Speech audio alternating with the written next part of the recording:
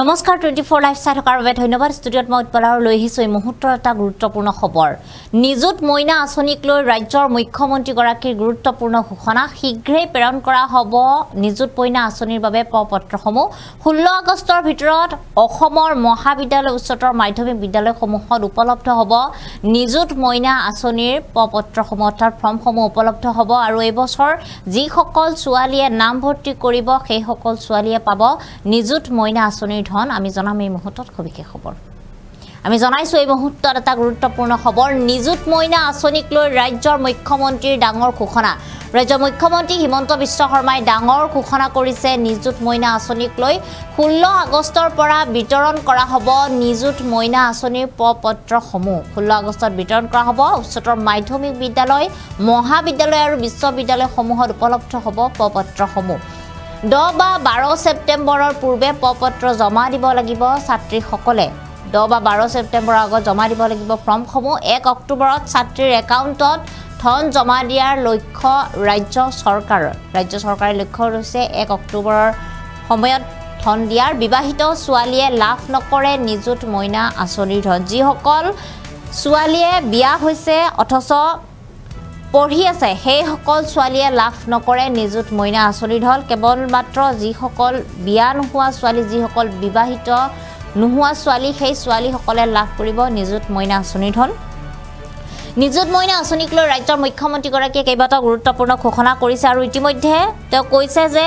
16 আগষ্টৰ পৰা বিতৰণ কৰা হ'ব নিযুত মইনা আঁচনিৰ পত্ৰসমূহ তেওঁ সামাজিক মাধ্যমত এই কথা ঘোষণা কৰিছে 16 আগষ্টৰ ভিতৰত বিতৰণ কৰা হ'ব নিযুত মইনা আঁচনিৰ পত্ৰ ইতিমধ্যে উচ্চতৰ মাধ্যমিক বিদ্যালয় মহাবিদ্যালয় আৰু বিশ্ববিদ্যালয়সমূহত উপলব্ধ হ'ব বুলি কৈছে ফৰ্মসমূহ অৰ্থাৎ পত্ৰসমূহ অসমৰ যিসমূহ বিদ্যালয় মহাবিদ্যালয় তাত উপলব্ধ হ'ব 10 বা 12 ছেপ্টেম্বৰৰ পূৰ্বে ছোৱালীসকলে এই ফৰ্ম ল'ব লাগিব আৰু এই ফৰ্ম লৈ জমা কৰি নিজৰ সম্পূৰ্ণ ডিটেইলছ দিয়াৰ পিছত জমা দিব লাগিব ছাত্ৰীসকলে 10 বা 12 ছেপ্টেম্বৰৰ ভিতৰত আৰু ইয়াৰ পিছতে ৰাজ্য চৰকাৰে লক্ষ্য লৈছে 1 অক্টোবৰৰ ভিতৰত নিযুত মইনা আঁচনিৰ ধন ছাত্ৰীৰ একাউণ্টত দিয়াৰ বাবে লক্ষ্য লৈছে ইতিমধ্যে এই যি পোষ্ট গ্ৰেজুৱেট বা গ্ৰেজুৱেটৰ যিসকল বিয়া নোহোৱা ছাত্ৰী সেই ছাত্ৰীসকলে এই আঁচনিৰ অন্তৰ্ভুক্ত হ'ব সেই ছাত্ৰীসকলে এই ধন লাভ কৰিব আৰু বিবাহিত ছোৱালীয়ে এই ধন লাভ নকৰে বুলি গুৰুত্বপূৰ্ণ ঘোষণা কৰিছে ৰাজ্যৰ মুখ্যমন্ত্ৰীগৰাকী অৰ্থাৎ যি বাল্য বিবাহ আইন সেই বাল্য বিবাহ আইনৰ বিৰুদ্ধে নিযুত মইনা আঁচনিখনৰ গ্ৰহণ কৰিছিলে চৰকাৰে এই আঁচনি হাতত লৈছিলে আৰু এই আঁচনি ফলপ্ৰসূ কৰিবৰ বাবে যিসকল ছাত্ৰীয়ে তেওঁলোকে বিয়া হৈছে অথচ শিক্ষা এতিয়াও লৈ আছে তেওঁলোকে শিক্ষা গ্ৰহণ কৰি আছে সেই সকল ছাত্ৰীয়ে নিযুত মইনা আঁচনিৰ এই স্কিমৰ পৰা বাদ পৰিব বুলি কৈছে ৰাজ্যৰ মুখ্যমন্ত্ৰী গৰাকী আৰু এই বছৰ যিসকল ছাত্ৰী উত্তীৰ্ণ হৈ নাম ভৰ্তি কৰিব মহাবিদ্যালয়ত বিশ্ববিদ্যালয়ত বা উচ্চতৰ মাধ্যমিক বিদ্যালয়ৰ যিসকল ছাত্ৰী সেই ছাত্ৰীসকলে লাভ কৰিব নিযুত মইনা আঁচনিৰ ধন কিন্তু যিসকল বিবাহিত ছোৱালীয়ে পোষ্ট গ্ৰেজুৱেট কৰি আছে বা গ্ৰেজুৱেট কৰি আছে সেই সকল ছাত্ৰী বা সেই সকল ছোৱালীয়ে লাভ নকৰিব নিযুত মইনা আঁচনিৰ ধন আৰু আমি পুনৰ জনাইছো 16 আগষ্টৰ পৰা বিতৰণ কৰা হ'ব নিযুত মইনা আঁচনিৰ পত্ৰসমূহ উচ্চতৰ মাধ্যমিক বিদ্যালয় মহাবিদ্যালয় বিশ্ববিদ্যালয়সমূহত এই ফৰ্মসমূহ পোৱা যাব 10 বা 12 ছেপ্টেম্বৰৰ ভিতৰত ছাত্ৰীসকলে এই ফৰ্ম লৈ জমা দিব লাগিব আৰু 1 অক্টোবৰৰ ভিতৰত ৰাজ্য চৰকাৰে ছাত্ৰীৰ একাউণ্টত নিযুত মইনা আঁচনিৰ ধন সোমাই দিব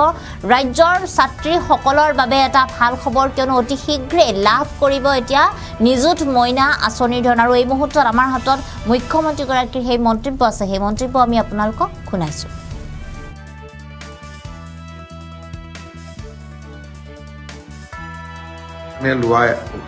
আমি অসমৰ মহাবিদ্যালয় উচ্চতৰ মাধ্যমিক বিদ্যালয়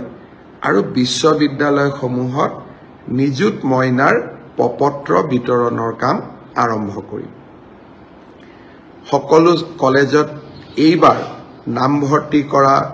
ছাত্ৰীসকলে বিনামূলীয়া পত্ৰ পাব এই পত্ৰসমূহ পূৰণ কৰি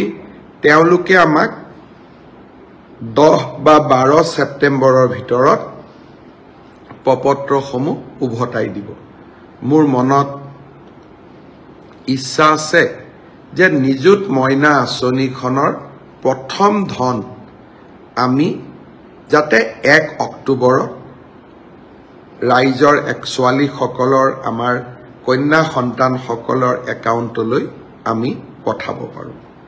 অৱশ্যে আপোনালোকেও জানে যে নিযুত মইনা আঁচনিখন হ'ল চাইল্ড মেৰেজৰ বিপক্ষে লোৱা এখন আঁচনি, অৰ্থাৎ জেণ্ডাৰ জাষ্টিছৰ কাৰণে লোৱা এখন আঁচনি। সেইকাৰণে ডিগ্ৰী পৰ্যায়লৈকে যিসকল ছাত্ৰী কলেজত যায় কিন্তু তেওঁলোকৰ ইতিমধ্যে বিয়া হৈছে,